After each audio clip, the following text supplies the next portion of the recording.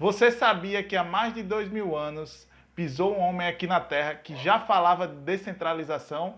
O que o Bitcoin tem a ver com Jesus? É disso que a gente vai falar aqui hoje. Deixa teu like porque é de graça. Compartilha para todo mundo porque muito mais do que ajudando o canal, você vai estar ajudando outras pessoas a escutar essa palavra que eu vou falar aqui no vídeo.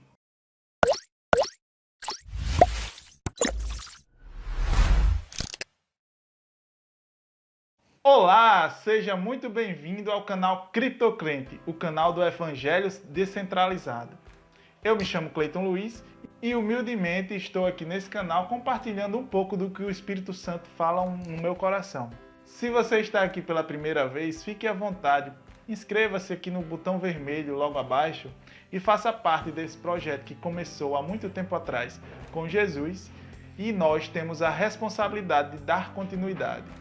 O Bitcoin é uma moeda que promete te devolver a riqueza que um dia os bancos e o Estado tomou de você. Você sabia que se todo mundo quiser sacar o dinheiro que tem no banco, não existe dinheiro para todo mundo? Claro, você deve saber disso porque você é uma pessoa muito bem informada.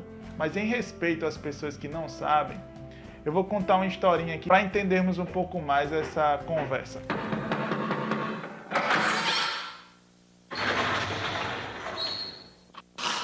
Senta que lá vem a história. Há muito tempo atrás, antes de existir dinheiro, as pessoas andavam com ouro e pedras preciosas em umas sacolinhas, ou quando chegavam em casa eles guardavam embaixo do colchão.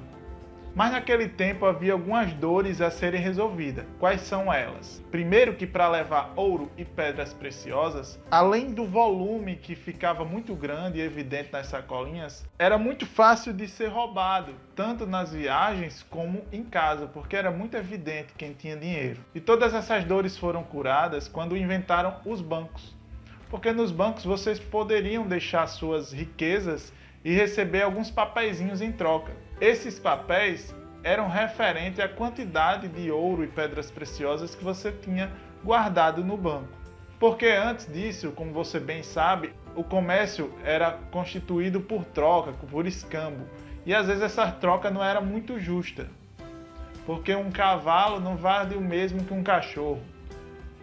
E sempre uma parte ia sair perdendo nessa história. Fala, não me diga! Então todo mundo já tinha suas riquezas guardadinhas lá no banco.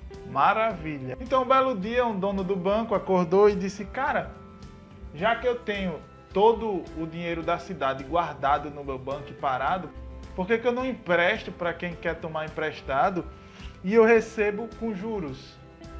Pronto, assim foi inventada a linha de crédito. Porque quando o banco emprestava, a pessoa deixaria um bem, certo? Como garantia. Caso o velhaco não pagasse, esse bem era vendido e o banco retomava o dinheiro que o velhaco não pagou. Então, maravilha, tá tudo certo até agora. Eles estão deixando a gente sonhar. Tudo ia muito bem, amém, happy day. Até o dia em que Severino foi contratado para ser o novo estagiário. Então ele amanhece com uma bela ideia, disse: cara, eu preciso ser gerente e essa ideia vai me tornar gerente. Ele chega para o seu patrão e diz: patrão, todas as empresas daqui deixam suas riquezas aqui guardadas conosco. Por que o senhor não abre uma linha de crédito para o pessoal que trabalha nessas empresas? Daí as pessoas pagam com seus próprios salários. Eles recebem o salário e pagam os juros do empréstimo que eles fizeram conosco. O patrão pensou e disse: rapaz, é mesmo, vou aumentar meu faturamento. E foi isso que ele fez. O problema mesmo aconteceu quando veio a crise sobre aquela cidade. Aí todas as empresas faliram e elas precisaram retirar o ouro e as pedras preciosas que tinham guardadas no banco. As pessoas também sacaram tudo o que tinham. Detalhe, as empresas não pagaram aos seus funcionários completamente. Pagaram alguns, mas outros não. Aqueles que tinham pedido empréstimo no banco já não tinham como pagar, porque a sua garantia era o salário. E o salário eles já não tinham porque as empresas quebraram. Perceba que a partir daí os bancos já haviam contraído uma dívida porque eles emprestaram dinheiro que eles não tinham. Eles emprestaram dinheiro com a fiança do trabalho que os trabalhadores ainda iriam trabalhar, no trabalho futuro de cada trabalhador. Como eles estavam desempregados, não havia mais como pagar. E até as empresas haviam sacado todo o dinheiro do caixa do banco. Agora, veja, a partir de agora, o banco começa a imprimir papéis. Ele começa a imprimir papéis porque é a solução. Todo mundo quer o dinheiro que está lá no banco, quer resgatar o que tem. Então, como ele não tem dinheiro para todo mundo, a solução é imprimir papéis referente à quantidade de ouro e pedras preciosas que eles têm guardado lá e também referente aos empréstimos que ele ofereceu aos trabalhadores e eles também não podiam pagar. Então, havia mais papel correndo na mão das pessoas do que propriamente ouro e fortuna guardada nos cofres do banco. Eu contei essa história um pouquinho assim superficialmente para você entender um pouco do que acontece hoje em dia, porque na realidade, se eu for me aprofundar no assunto, o buraco é bem mais embaixo. Essa é a verdade. Aí você me pergunta, aonde entra o Bitcoin nessa história? O Bitcoin vai trazer a real representabilidade do início da nossa história. Ou seja, 1 para 1, o seu papel realmente vale o que o ouro que foi depositado no banco. Melhor, vamos lá. O Bitcoin é o ouro depositado no banco. Só que você agora vai andar com ele, né? Tanto que o Bitcoin ele é chamado do ouro digital. Mas a realidade é que você usando esse ativo digital, você não precisa mais de banco. Você não precisa de intermediário. Você consegue enviar o valor para uma pessoa do outro lado do planeta de forma rápida, segura, sem ninguém no meio para intermediar, de pessoa para pessoa. Você tem o poder, você tem a autonomia. Certo? Antes de continuar na história, eu quero abrir um parênteses aqui para você que está pensando dessa forma. Nossa, ele está enrolando tanto, falando tanto de dinheiro para entrar na história de Jesus. Cadê Jesus? Eu não vi Jesus ainda nessa história. E dinheiro não tem nada a ver com Jesus. Aí é que você se engana.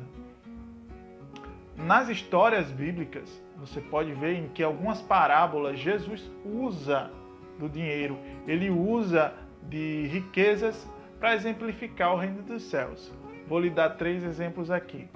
O primeiro é o exemplo da dracma perdida, onde uma mulher tem 10, ela perde uma dentro de casa e vai atrás daquela dracma que ela perdeu.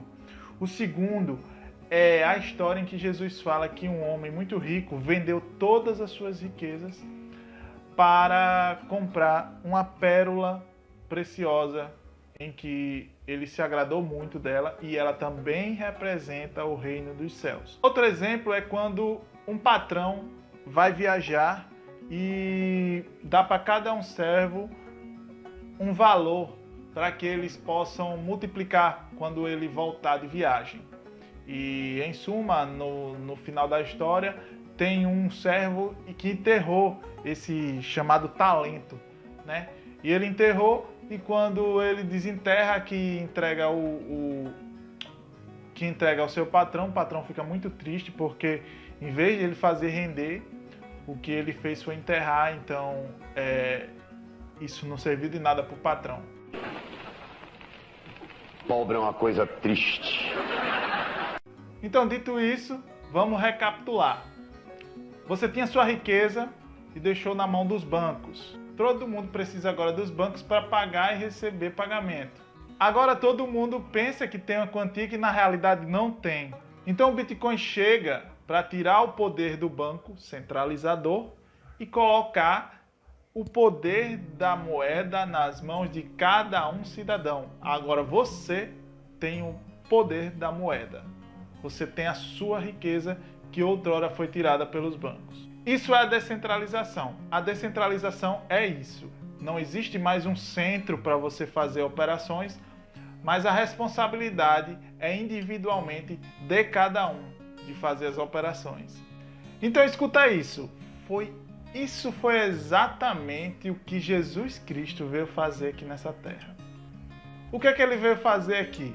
Ele veio tirar a centralização do templo e descentralizar o reino dos céus. Olha só, hoje em dia, você não precisa mais de um templo ou de coisa nenhuma. Foi exatamente o que Jesus veio fazer.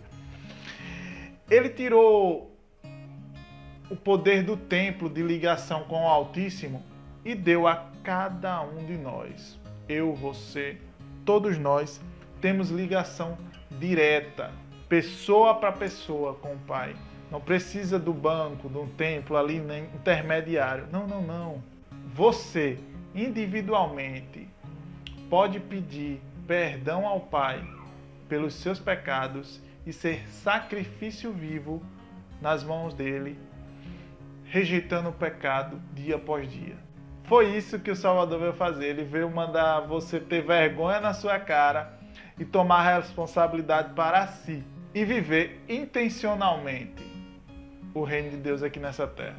Apesar de estar muito nova a tecnologia hoje em dia, mas já acontece muito das pessoas não querer ter essa responsabilidade para si, de ter realmente a moeda para si, mas colocar em alguma empresa ou na mão de alguma pessoa. E o que acontece muito hoje em dia é que ou quando são pessoas físicas, somem com o dinheiro das pessoas, ou quando são empresas, quebram e não devolvem o dinheiro. Você fica também sem sua riqueza. Não faça isso. Não estou falando da moeda, entenda. Estou falando do reino. Não faça isso. Não coloque sua responsabilidade para outras pessoas. A responsabilidade de salvação, a responsabilidade do reino dos céus, de você fazer o trabalho, é sua. Não é de ninguém. Eu estou falando um pouco aqui de criptomoeda, mas não é nada disso que eu tenho que falar, de economia nem nada. Foi para exemplificar. Se você quer saber mais um pouco sobre o mundo das criptomoedas, sobre como funciona, como trabalhar com ela, eu vou deixar um link aqui na descrição de um curso. Não é meu, não estou ganhando nada para fazer esse marketing. Então, se quiser saber mais, é só clicar aqui na descrição. É mesmo, é? O que eu falo é das pessoas que querem deixar a sua salvação na responsabilidade de outros, ou seja, aquela pessoa que vai para o templo e fica sentado só ouvindo a pregação, mas não faz nada para modificar a sua vida. O que é que você está fazendo para modificar a sua vida? É isso que eu te pergunto, a sua vida e a dos seus próximos, a de quem está próximo a você. Olha, eu vi nesse tempo que a gente vive agora, que eu não posso falar a palavra aqui no YouTube, né? Mas você sabe do que eu estou falando. Muitas igrejas fecharam e eu vi pessoas desesperadas porque não poderiam buscar mais a Cristo porque as igrejas estavam fechadas. Só que eu digo que isso não passa de uma grande ilusão. Sua salvação não está na igreja, mas você tem que ser salvo também na igreja. E você tem a responsabilidade de mostrar o reino onde quer que for. Se você vai na igreja, escuta uma pregação, está sentado e não faz nada para proclamar o reino de Deus, para divulgar o reino de Deus para outras pessoas, você não está fazendo nada. O máximo que você está fazendo é ir para a igreja e ajudar a pessoa que está pregando a, talvez ela também, ser salva. Mas se você não fizer uma coisa por você, ninguém vai fazer, ninguém tem esse poder, entendeu? Não delegue a responsabilidade sua para outras pessoas. E eu estou falando aqui de igreja, não estou condenando a igreja ou quem vai para a igreja. Não. Mas você tem que fazer algo por você. Eu vou para a igreja, mas eu procuro participar do reino aonde eu estou, no meu local. Não só na igreja, mas em casa também, no trabalho. Olha, em Lucas 17, eu vou deixar essa passagem aqui para exemplificar melhor, talvez você me entenda melhor. Em Lucas 17, os fariseus perguntaram a Jesus: Senhor, quando virá o teu reino? Ele disse que não está aqui, não está lá, mas o reino de Deus se discerne no meio de vós, está entre vós. E mais à frente, Jesus ainda fala: dirão que o reino dos céus está aqui, ou está lá, ou está ali. Mas não vá. Ele dá um conselho, não vá, porque não está lá. Não é lá que está o reino dos céus. A salvação e o reino de Deus está aqui, aí em você. Não está na internet, não está na vizinha. Não. Para finalizar, eu queria deixar uma mensagem, que se a morte de Jesus na cruz significa algo para você, viva o reino de Deus hoje, aqui e agora. Muitos esperam um Jesus que voltará para julgar toda a terra, mas eu digo a você que o meu Jesus, ele morreu na cruz para que eu viva o reino de Deus hoje. E o reino de Deus, ele é descentralizado. Se você ainda não se inscreveu no canal, gostou aqui da nossa conversa, se inscreve aí, tem um botãozinho vermelho. E se essa mensagem de alguma forma fez diferença na sua vida, compartilhe, passe essa mensagem para fazer diferença na vida de alguém também.